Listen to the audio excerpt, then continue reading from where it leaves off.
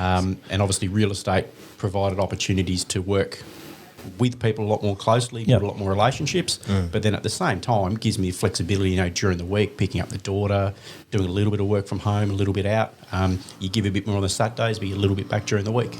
Going once, going twice, sold. You're listening to The Property Pod.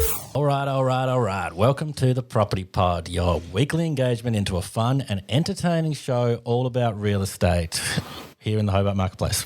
You better believe it. You better believe it. Trying out new intros is pretty tricky. I'm your host, Aaron Horn. I'm joined, as always, by Patricia Berry and Jonathan McGregor. Well, let's face it, commanding pauses can be difficult sometimes, but it's worth practicing. Yeah, I pulled it off. I reckon I got there. Yeah, I totally agree. Yeah, no, look, shout out to everybody that's listening along. You heard our Olympic intros the other week. Here we are with something brand new. Pat's claimed that we can't do the same one every week. I think it's good for continuity. Pat, thoughts?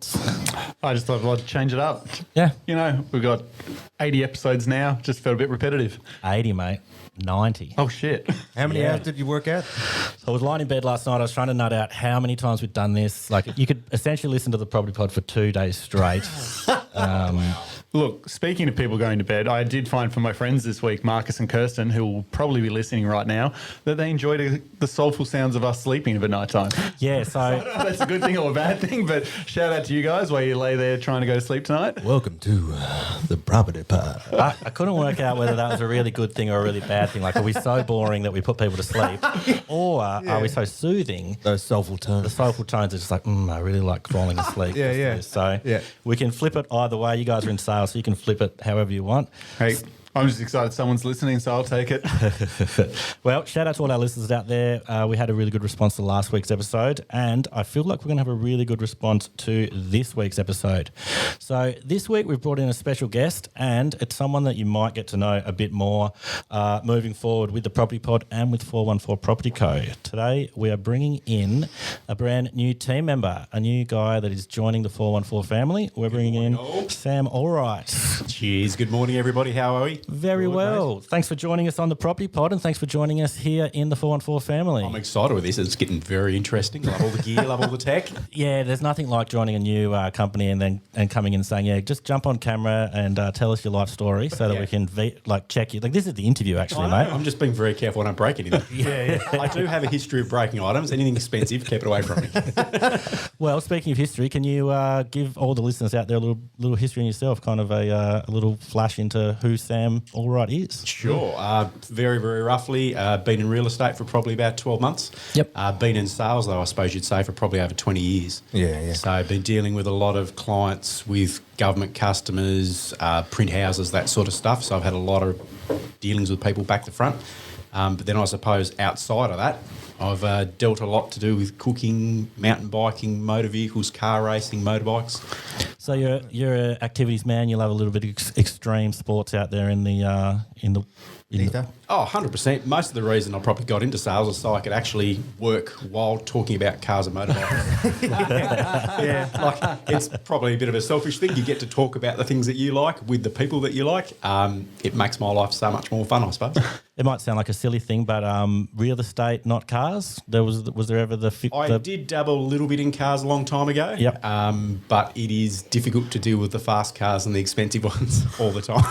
Yeah, right. Which is where my heart is. Yeah, gotcha. Is it sort of a very different environment of selling too, like where you were, cars versus real estate? Has that been an interesting transition? Yeah, cars was a long time ago. Yeah, right. Did that when I was much younger. But yeah, it's very much sitting in a small confined space, where here in real estate you get to get out and actually physically meet people in their own homes. Yeah, you get to see much more of what they're doing. You get to make a lot more lasting friendships because you're dealing with them over, 2 to 3 months rather than 1 or 2 interactions in an office. Yeah, and out again. Now, you did mention that cooking was a thing. Does that mean that you're the one who's doing most of the bulk of the cooking at home? What's the story It is there? me doing the bulk of the cooking at home. Right. I'll 100% say that.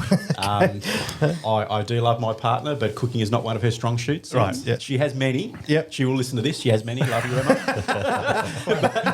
Cooking is not one of them. She's already one up on mine. My wife never listens. We've got the mics here, so we can talk about all our good traits and none of our flaws. Please don't edit that out. I love you, Emma. But yeah, look, cooking's something I originally went through high school and into college and trained for when I was younger. Oh, that's it. Originally trained to be a pastry chef, so we do a lot of competitions between myself and a few other work colleagues where we try and Out-pastry each other? Yeah, Nice. Oh, I feel like there's a TV show there. Yeah, it's not the birthday cakes perhaps, but if you want pastries, danishes, any of that sort of stuff, I'm your man. And look, in the end, that's what we've really been searching for as this team grows, is everyone needs a unique skill at this point, and pastry was it. Obviously, that was a big void we've been feeling. Yeah. I'll warn you, you'll all get slightly larger and slightly better. So, John, you're the bagpipes. Yeah, exactly. The bagpipes and pastry, we're all sorted. Done. This team is going to be epic. Oh, can't wait for the joint open home with you two guys. John brings the entertainment. Yeah, just bring out the kilt and just be playing bag like. It'll be an experience like no other. Oh, 100%. Yeah. Referral business? Maybe. But memorable? Definitely. Yeah. So going back before real estate, before you mentioned in high school pastry chefing and all this stuff, are you Tassie born, Tassie bred? Tassie born and bred. Yep, all the way through. Originally grew up on a farm, so... In a farm? Yeah, up at the Hamilton Broadmarsh Way, so still got ties back to there, lots of family history, so yeah. Yeah, excellent. And now you're living down Cremorne Way, is that correct? Down at South Arms. So. Yeah, so you've kind of traded in the farm, the inner rural lifestyle for beach. I've always had that inkling for a bit of space, bit of land.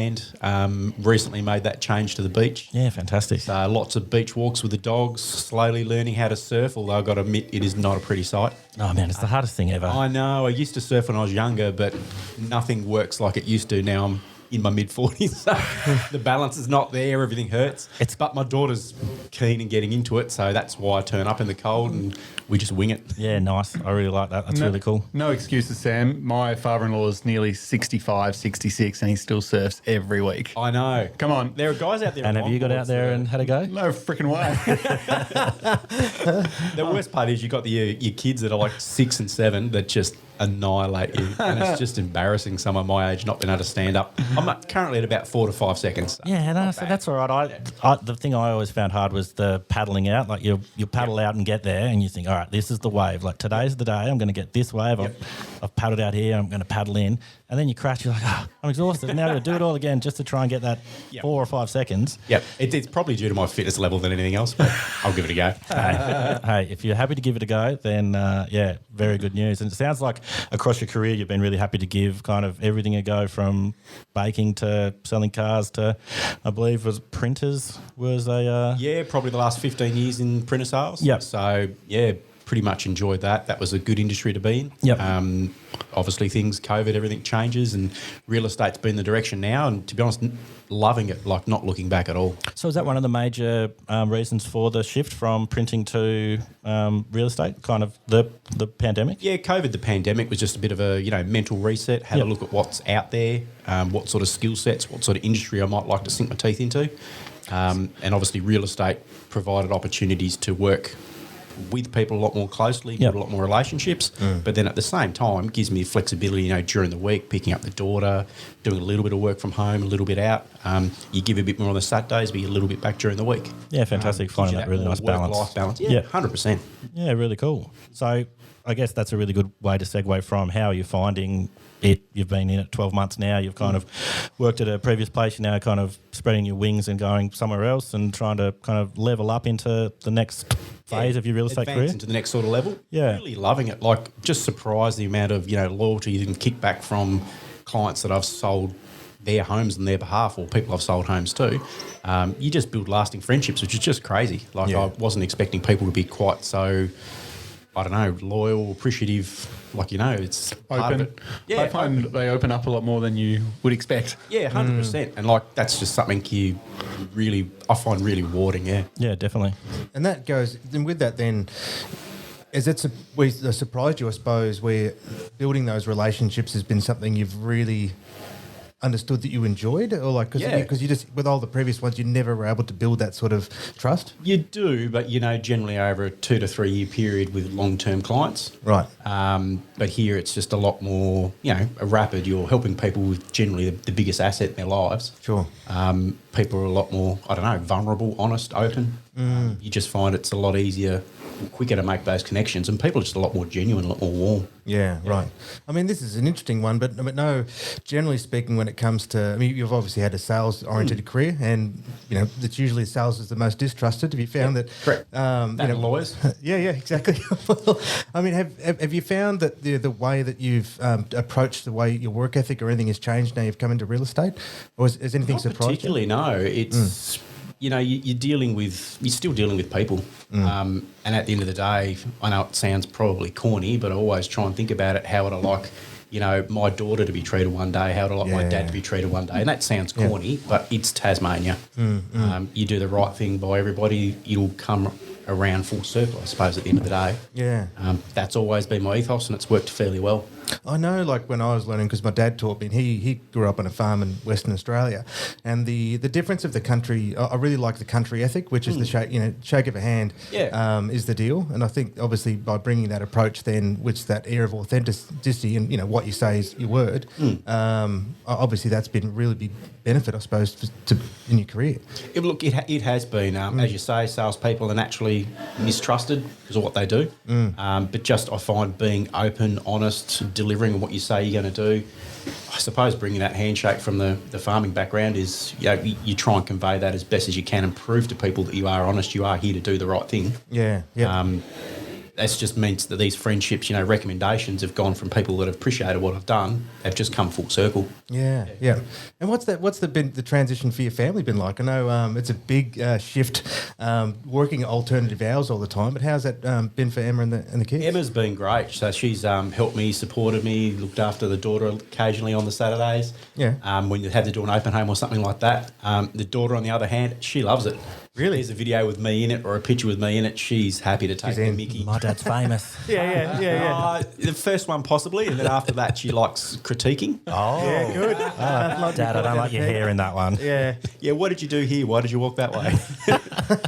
I like this. Yeah. Yep. Yeah, biggest cricket. No, she loves it. She gets on board. So she's been, great support, both of them, to be honest. So, and to be honest, all my past clients, friends, family, they've all been quite supportive. So I've actually been really impressed and surprised by how many people have supported me. That's awesome. And again, how many people are actually interested in real estate? Like, everyone's got an opinion. Everybody wants to know something. Everybody. Yeah. When you start talking photocopiers, Yeah. people's eyes glaze over. You're talking the 3-tray or the 4-tray model. Don't stop. Speeds and feeds. But yeah, look, it's Speeds and sorry, guys.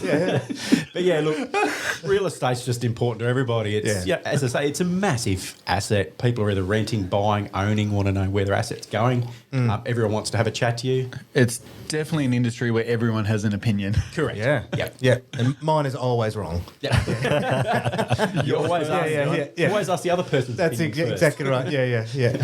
So I guess you've said that you've been so supported in your little journey so far in the real estate game. How did you go about getting that first listing? I know that's kind of always the tricky thing of breaking in and being like, trust me with your really important asset. How did you go about getting the first one? Was it kind of a tricky deal, or was it?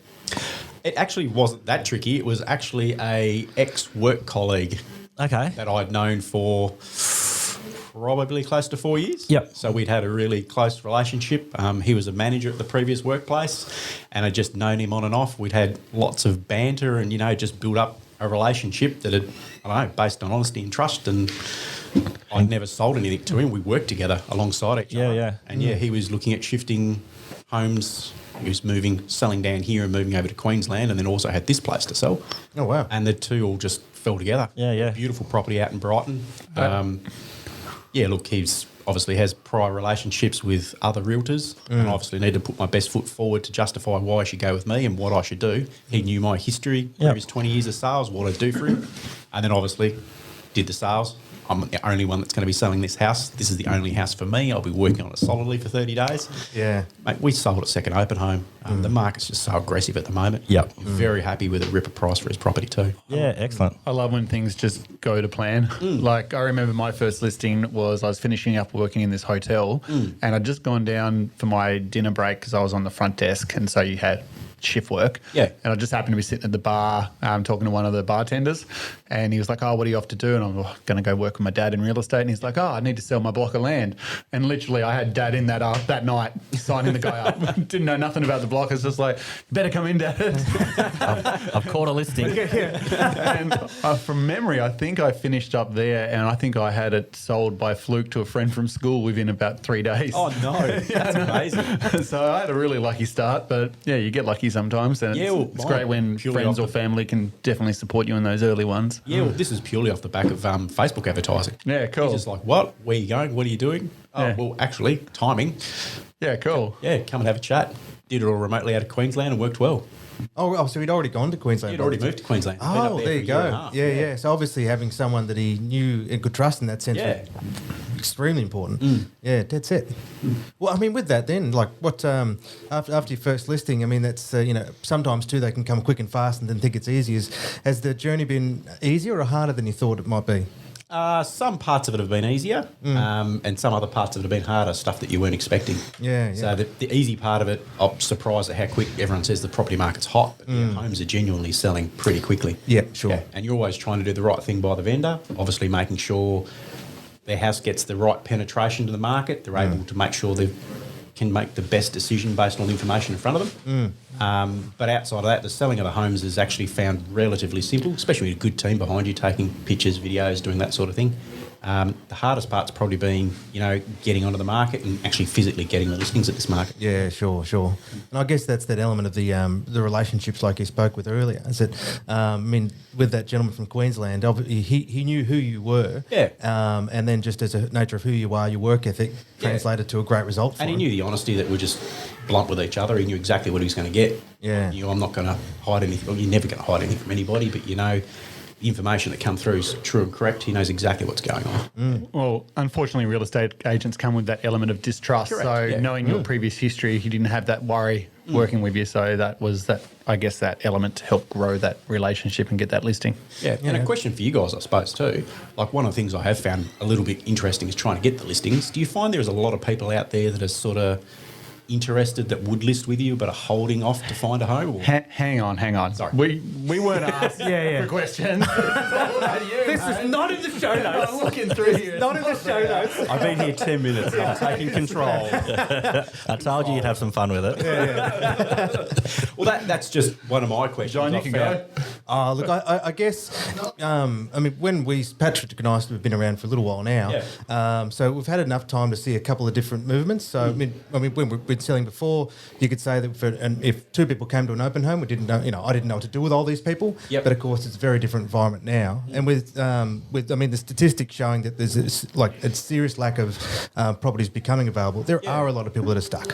Yeah. So, everyone's waiting to go, well, who's going to make the first move? So, at the moment, we had, like with one of the properties we've got currently for listed, there's three separate clients who all need to sell their property to purchase this one house because we're trying to help all of them. Yeah. And that's just the nature of the environment at the moment. You've got a lot of people that are just stuck. So it's that element that if in these markets, it would seem to me that the relationships are more vital than ever because we're connecting people with opportunities that otherwise don't exist.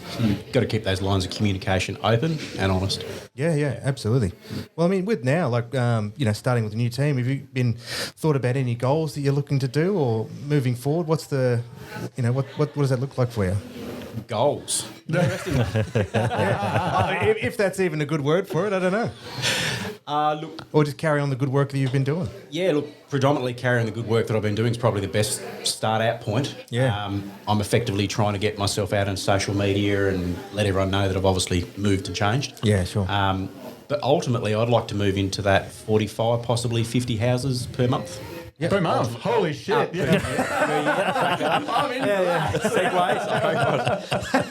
Per year. 45 to 50 per year. Yeah, sure. That's, trying to concentrate on one a week would be awesome. Yeah, great. I don't honestly know how long that's going to take, 2 to 3 years or 12 months. But that's the ultimate goal. And I hope that I can provide a level of service to clients that they recommend me. Yeah. I want to concentrate, and I've got a few people that I'm sort of modelling myself off. And it's all about that repeat business. So if I'm treating each individual sale as the absolute best that I can, and those people appreciate what I've done, that they'll pass other business on. Well, Sounds a bit wanky, but No. Because in the end, any person that's successful in this industry is only successful by the virtue of good work and great referrals. Yeah. So if I'm the same. Look, if I go down and have a great coffee at Shake a Leg or District B, first thing I do is recommend it to 5, 6 people. You got to go here. You got to try this. Yeah. Shout out to those guys, by the way, too. free coffee if you guys want to. Thanks, Terry. Do shout outs. Well, we are now, I guess. It's really all the time. his own. But like, I love coffee.